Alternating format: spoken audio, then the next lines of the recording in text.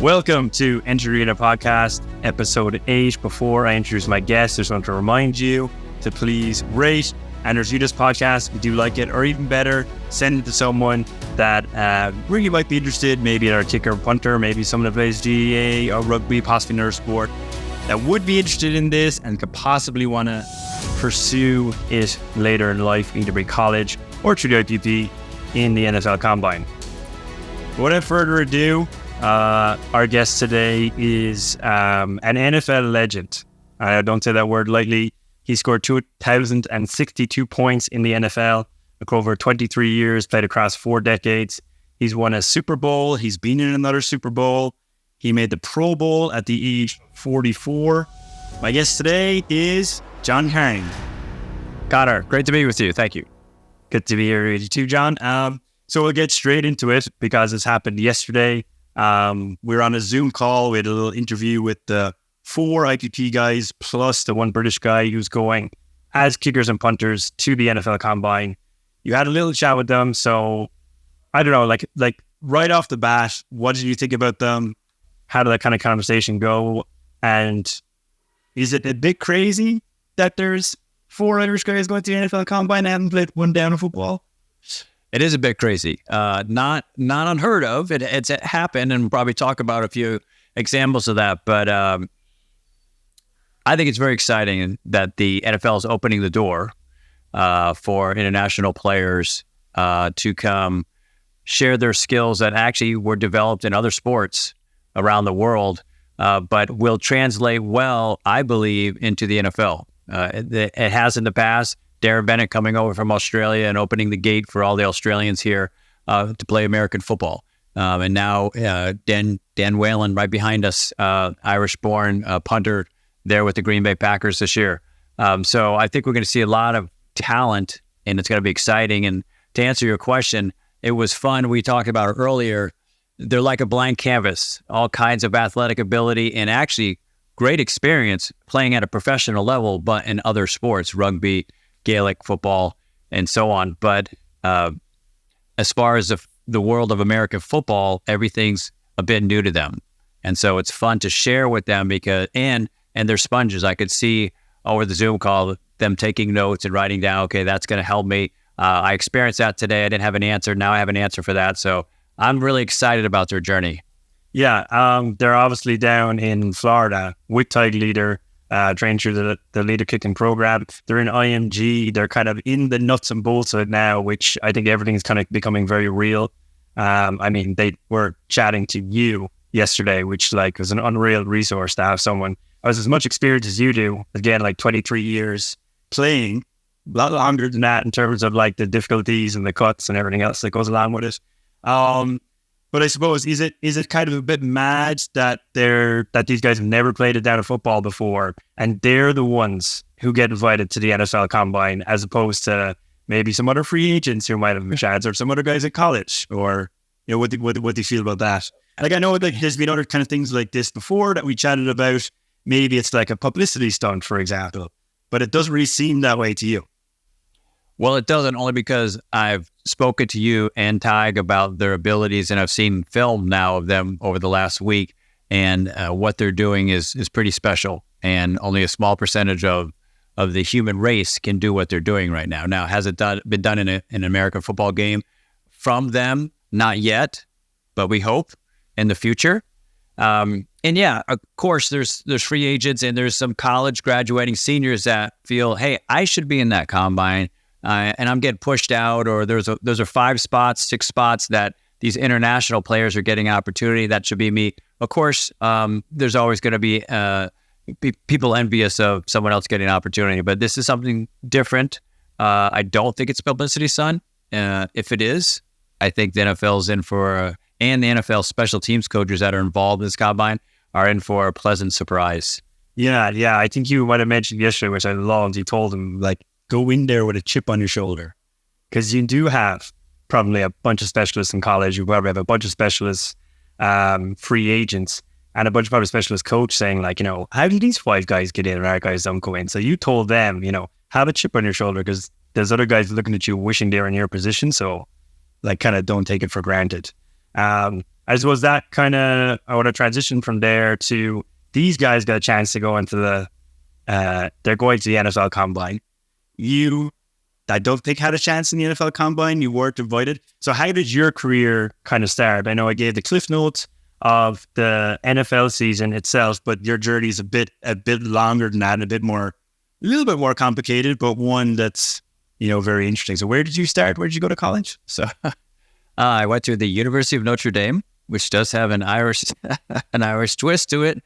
And if anyone doesn't know, anyone listening, their logo their motto, the Fighting Irish. The Fighting Irish. It's a leprechaun. Looks like that. And loved my experience at Notre Dame. I had two of my kids also go to the University of Notre Dame. My son was a quarterback there as well. So we have a lot of Notre Dame ties. I came out like many college football players thinking I could make it in the NFL. I should be playing the following year. There won't be a gap there. And I did get signed by the Cincinnati Bengals and went to training camp and thought everything was moving right along until they knocked on my door at 6 a.m. in the morning and said, it's time to go. I was like, excuse me, you must have the wrong room. I'm John. And they're like, yep, you're John and you're gone. So, pretty cutthroat is what you're saying. Pretty cutthroat. As Brian Adams says, the first cut is the deepest. So, I drove away in my Chevrolet Chevette going, what happened? What happened? So I learned. And how old are you at this point? So you played how many years with Notre Dame? 4 years. So I came in as a freshman. I kicked off as a freshman, and then sophomore through senior years, I kicked off and did field goals. Now, obviously, what Tig is doing as well is kind of trying to get a lot of the younger guys in for scholarships. So was that something you kind of had available to you back then? Were you kind of on a scholarship going there, or was that even an option coming out of high school? It was an option. It was an option. It wasn't my option. So I came there. They called it an invite-on. Yeah. Now they call it a preferred walk-on. So it's a pretty good deal. You're on the team. You've kind of got through the gate, and you have a locker and a jersey, and you have an opportunity to play, an opportunity to earn a scholarship, which in my case happened my sophomore year. Very blessed and fortunate to have that happen. So I had 3 years of college paid for, which was fantastic because Notre Dame's not cheap. And it's a big school. And so, but back to your question. So leaving the Cincinnati Bengal training camp, I realized I have more to learn. I have to go back to the lab and become a better kicker. I need to be stronger. I need to be more consistent. I need to have a mental game like a professional, not a mental game like a college player. So back to the lab, back to Florida where I was from, and back to work, and then going through tryouts and more training camps and more preseason games, building a resume to eventually get to the San Diego Chargers, which was 3 years later. And they said, okay, we want you to stay for the season. Okay. So right before that, and this is some of the issues that I maybe had in the past as well, and we've talked about a lot, when you go to combines, when you go to other things, when you go into teams and come out very, very quickly. Like, did you get any feedback from the coaches saying like, you're not strong enough, or the leg's not big enough, or you're not accurate enough, or we think you might be a little bit too small or too big or whatever? Did you actually get any direct feedback from the Bengals at the time that you can remember that kind of gave you something to actually work on? Or was it just they pretty much just said, we're done. We're done. I did not get a lot of feedback. My feedback was what my own personal evaluation experience of what are they looking for in an NFL place kicker? Like, who are the guys that are making it, and what are they doing differently than what I'm doing? And so I realized, and I teach this to my clients now, the word consistency is in all capital letters, block letters, you name it, italicized, underlined, in parentheses, in quotes. They want you to be consistent on a daily basis, not only on the field, but consistency with your process, your strategy, your training, your character, your personality, the way you approach the game. And not that I was Heckle and Jekyll and I showed up one day, a crazy man, and the next day I was a tired man, and the next day I had energy. But they really do want a consistent player. Special teams coaches, as I share with my guys, They like the boring specialist who shows up every day. He's the same guy every day with the same personality, the same work ethic, the same process, the same ball flight. And that will build trust and confidence with the team, with the coaches. And that's the guy they want to keep around for the season.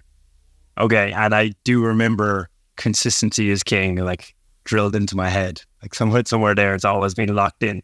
So you eventually got to the Chargers after 3 years of working out, 3 years of grinding in and out of, I don't know how many teams, but I know Tampa Bay were in there for a little bit, and some other teams there. So you go to Chargers, you're in San Diego, where we are actually right now recording this podcast. So what was it like? I mean, you got through 4 years in Notre Dame, then you get the one team, cup for 3 years, and now you're it. So where do you go from there?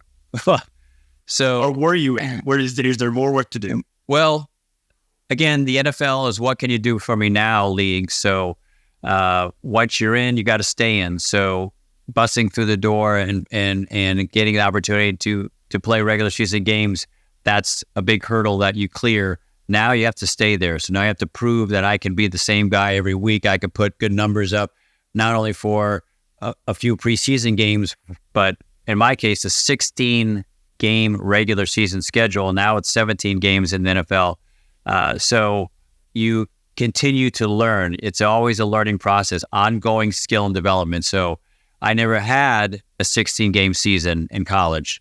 And so how do I stay fresh and focused for 16 games? And then hopefully you have playoffs as well. So add a few more games there. So you're learning from veterans. You're learning again, observing and evaluating not only players you're with, the veterans, but also players on other teams. You're starting to network and build friendships with guys around the league to learn from them, to better your game and continue to show up every year as a better kicker or a better punter, not just the same guy every year.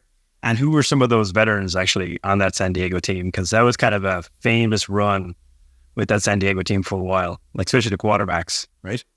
Yeah, we had some great quarterbacks. John Kidd, who was a NFL punter who had played already 6 years for the Buffalo Bills, and he came to San Diego the same year I came. I learned a lot from John. And then just veteran players outside of that. I got to outside of kicking and punting, like a Junior Seau or Rodney Harrison or a Stan Humphries or a Leslie O'Neal. These are all players that were all pros that I watched the way they went through their day, their process, their focus, their preparation off the charts. I got to play with Drew Brees down in New Orleans and his preparation off the charts. So it's no mistake when these players are really, really good and they show up every Sunday and they break records and win games. It doesn't happen by chance. It doesn't happen by luck. They prepare like no other, and they're blessed with a lot of talent.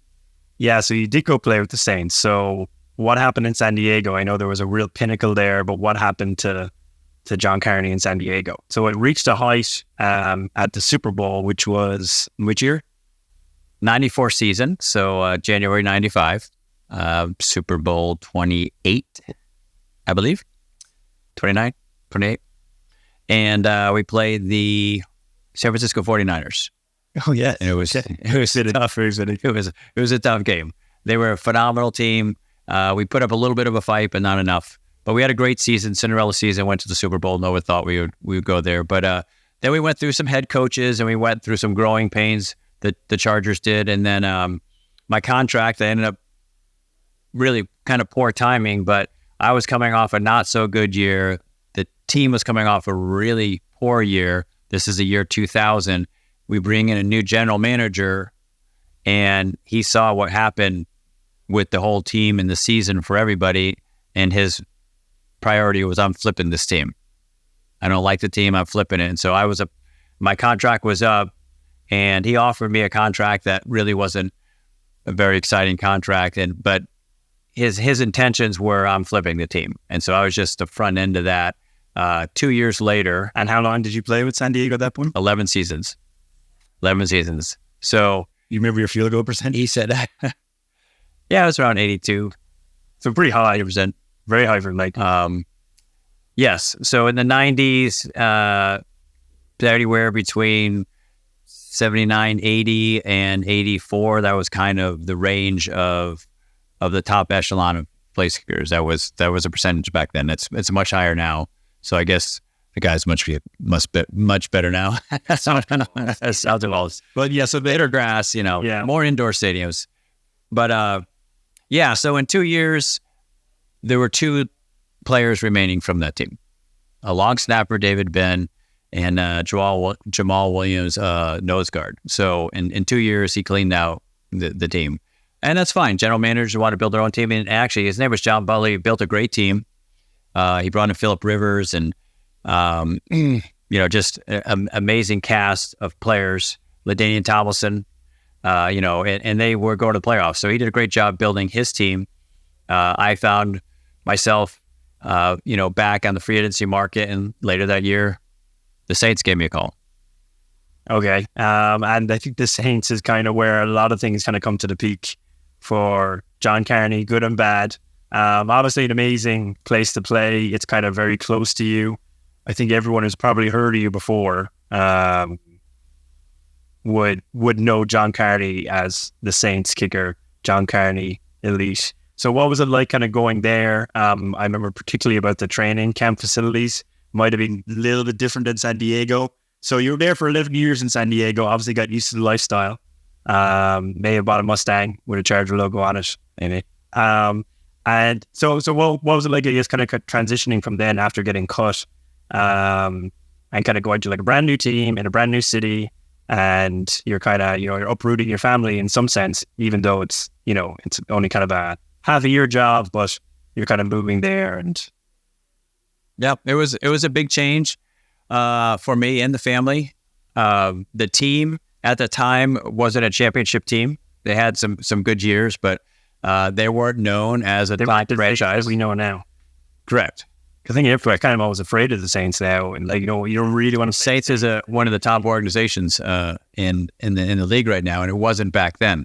And so I wasn't thrilled to go there, to be honest with you. I was leaving, an amazing city here.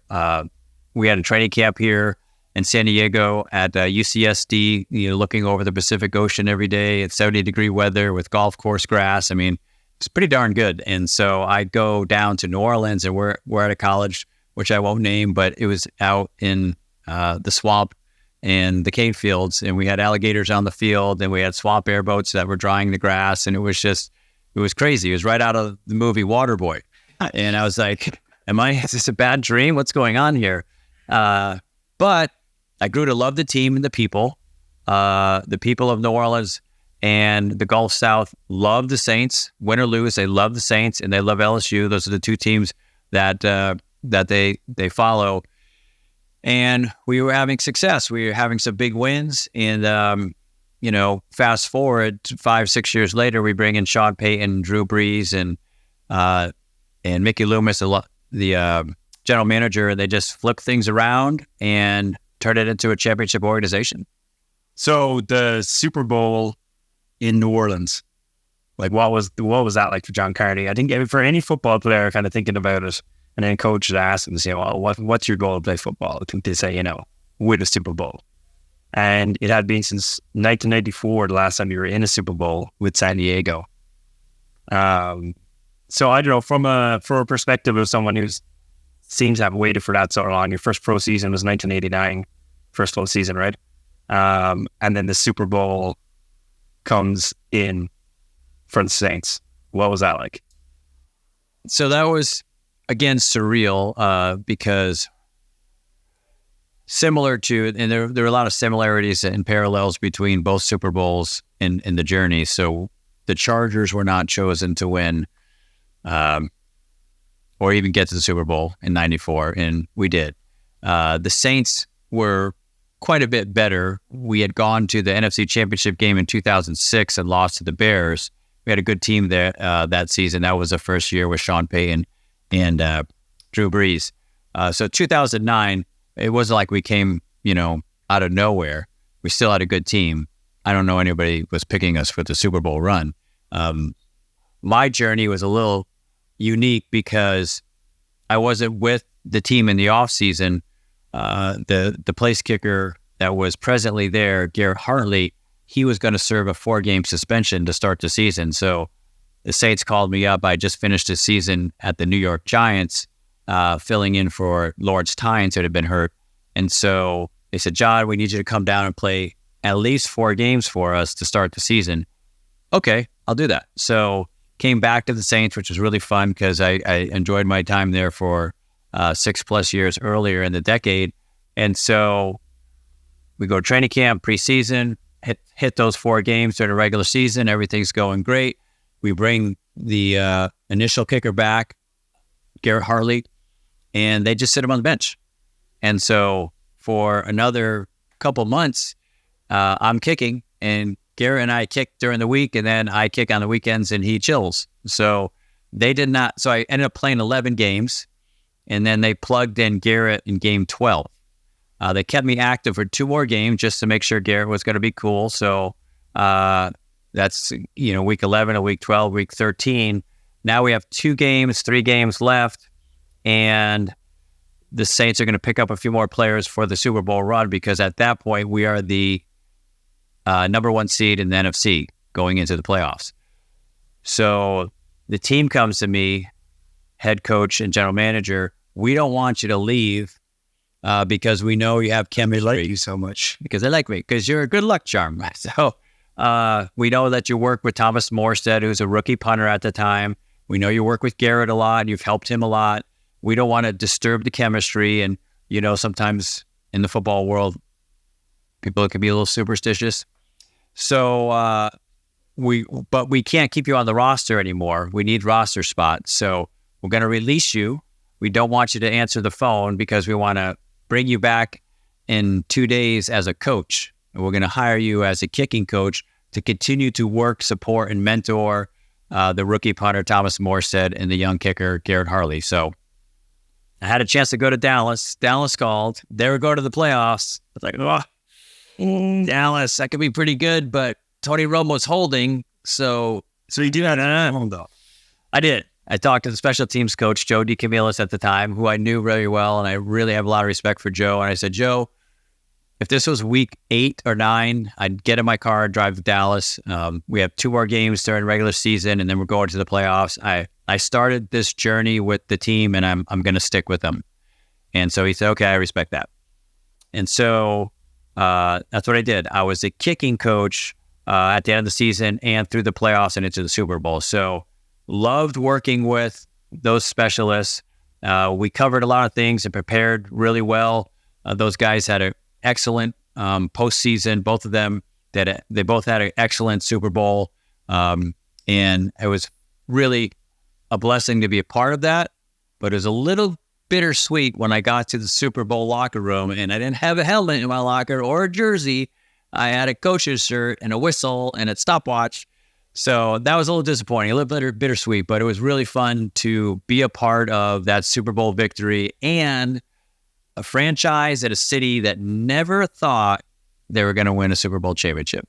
No, and I think kind of even what made it more maybe unrealistic or kind of out there for the odds was like what the city had just gone through with Katrina and stuff.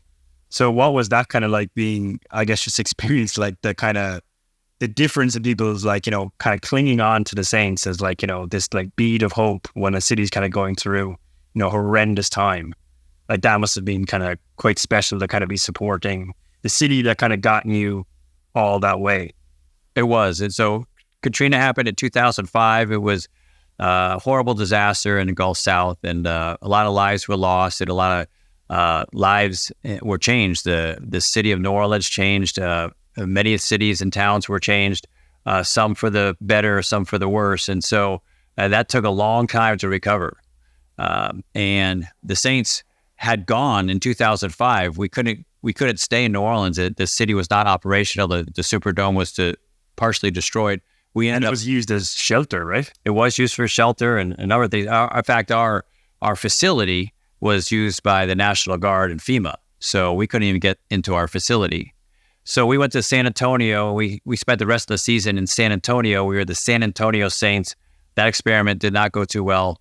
And so the commissioner and all the top decision makers of the NFL said, okay, next year Saints are going back to New Orleans. We're going to fix the Superdome, and this team and this franchise will help rebuild and re-energize the city, which I believe we did, because when we did come return, it really did lift the spirits of the city. And we had that big Monday night game, which was a reopening of the Superdome, where we beat a heavily favored Atlanta Falcons team. And it was, the ratings were unbelievable. It was like a playoff game. There were celebrities, Spike Lee, you name it, Harry Connick Jr., everybody running around the field in pregame. The commissioner was there. Politicians were there. It was a big deal because it was reestablishing New Orleans as a sports town. And, hey, we're getting back to life like it used to be. And we had a big victory. And then several years later, taking the city with us to the Super Bowl was very special. Yeah, and I think the kind of resiliency of the city is kind of seen a lot through, like, mimics kind of your career in a sense. Like, I almost describe it as relentless resiliency. And the Super Bowl is maybe the height of your career. Maybe it's the Super Bowl, maybe it's the Pro Bowl. I would say, that one of the toughest parts of your careers was you missed a very important extra point. But that kind of resiliency inside you, and I think everyone knows about that extra point, but the resiliency inside you, your attitude towards that afterwards, I'd love for you to kind of tell me what you did after that. Well, it's part of the game. We signed up for a job. There's only two outcomes as far as our field goal kicking is concerned. It's make or miss, hero or GOAT. And so in that instance, the New Orleans Saints, we were playing Jacksonville Jaguars at game 15. We're kind of hanging off to some playoff hopes. We had this amazing play where we lateral the ball back and forth a number of times. It was one of the top plays of the decade. And then yours truly comes out and misses extra point, and we don't go into overtime, and it squashes our playoff hopes. And so I was arch enemy number one of the New Orleans fan base for a year, because although we had one more game and I made a few kicks against Dallas Cowboys at home, I got booed. I got booed at home, and I was not welcome in the city for a while. And how tough was that game? I mean, that was tough. The week was like, that was tough. But the game has to be. That was tough, play for a city and so many things that go well, and you're considered, a player who is someone on the team that helps the team, is an asset to the team, and has done good things for the team and this team's success for 5 or 6 years. And then that happens. And you're getting booed by your own fans. And so, and of course your family goes through some of that too. They take some of that brunt, unfortunately. So we saw the same kind of with Ty Bass, towards the end of the season. He misses one field goal for the Buffalo Bills. So very passionate fan base too. And the guy kind of has to delete his social media to kind of handle it. But back to how you handled it. You finished it out, you kicked well in the next game. And I remember you telling me that you're determined that whatever happened in that one game, that one kick, as you said, we're yes or no, we're kind of binary 0-1, go to hero. You were determined to not make that part of your identity in sense, or not make it. I was. I talked to my wife, Holly. I said, players, athletes have signature plays in their life. I don't want this to be my signature play. And so I recommitted myself, dedicated, training, whatever problems or issues or mechanics that I needed to remedy or fix or clean up, that was going to take place. And I was going to, through hell or high water, make sure that I came out on fire the next year and righted the wrong and got back on track. So you're in the gym more? Are you on the field more? Are you doing everything more? Are you stretching more? Are nutrition? I think it was just much more intentional. I don't think my preparation ever lacked. I just think it was more intentional, more motivation, more fire in my belly, more focus, remove any distractions that may be floating around, even in the off season, and having faith that God had a plan for my life, faith in that why there may be a silver lining in that miss. As painful as it is, and I believe there was a silver lining, because at that point, and that was 2003, I felt I probably had maybe 2 or 3 years left in my career. Because of that, And because of the frustration and motivation I had, like, I'm not going down like this. I'm going to go out at fighting. I played 7 more years. I went to a Pro Bowl as the oldest player. I scored over 700 more points, and got to be a part of a Super Bowl winning team. And so I don't know how much of that would have happened had I not missed that extra point and just kind of cruised maybe another year or two, and then, went off into the sunset and said, okay, that's the career. I had too much that I wanted to prove and too much that I wanted to fight for because of that missed extra point. Do you think that's kind of a quality that all the best kickers need to have? That kind of, because we do miss. No one, to this day, no one's been perfect. No one's been perfect. We all missed. There's a guy behind me we know very well, Young Wei Koo, unfortunately missed early in his career. And I sort of think, we've had this conversation a couple of times, that may be the reason why, he's been one of the most accurate or the most accurate kicker in the NFL the last 5 years with the Atlanta Falcons. So do you think that's an inherent quality that these kickers need to make, that, hey, I learn more from my misses, or, I use the negatives just as much to turn into a positive as I can? And it's true.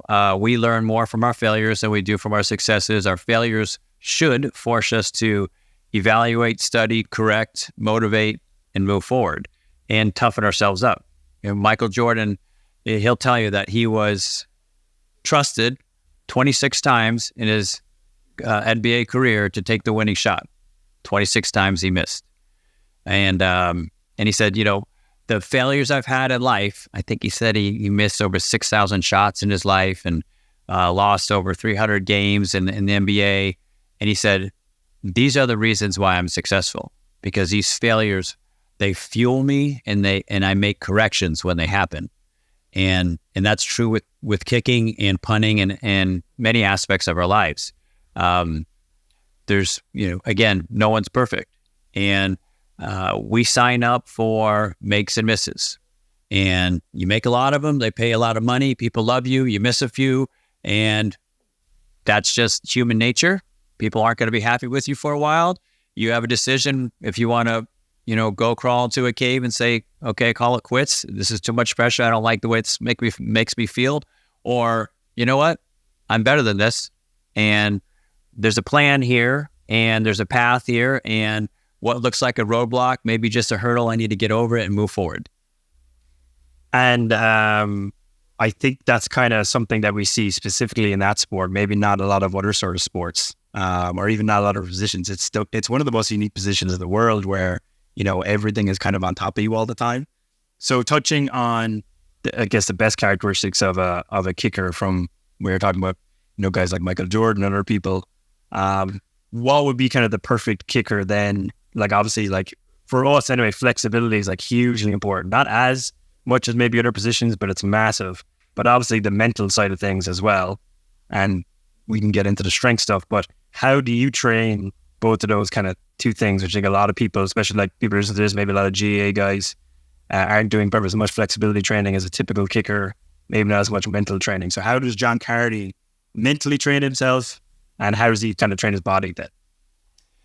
So it's a long equation. Let's start with the physical. So here at CTF, Carney Training Facility, we talk about the elements of the perfect athlete or the perfect workout program. So strength, power, agility, flexibility, mobility, balance, and explosion. And that's where a lot of athletes miss, is explosion. So if you don't have a lot of plyometrics, if you're not working that fast twitch fiber, because punters and the kickoff motion are very explosive. And some of your best punters and kickoff guys in the NFL have backgrounds in basketball, track, volleyball, jumping sports. And so we want to make sure we're getting a healthy dose of explosive exercises during the off season. So we want to blend that in your workout program. Your physical workout program will continue to evolve as you evolve as an athlete and as you start to get a little bit older. So your workout in your 30s will look a little different than your workout in your 20s. And certainly your workout in your 40s will look quite a bit different than it did earlier in your life, because... Well, not many people get to that point, John. Because what I learned when I hit my 40s was my recovery was so much slower. And so I had to adjust all my training and give myself more time to recover prior to let's say a game or a special event like a scrimmage or somewhere where I need to be at my best. The mental game, that's another story that's super, super important.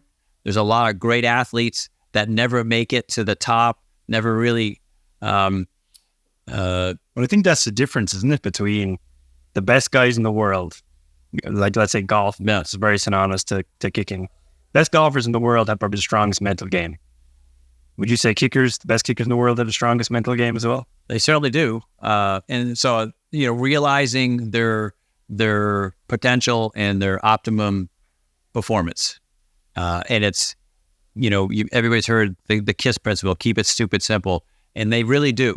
So when it comes down to whether it's a putt to win the Masters or a kick to win the Super Bowl, they're not thinking about this is the winning kick, this is the winning putt.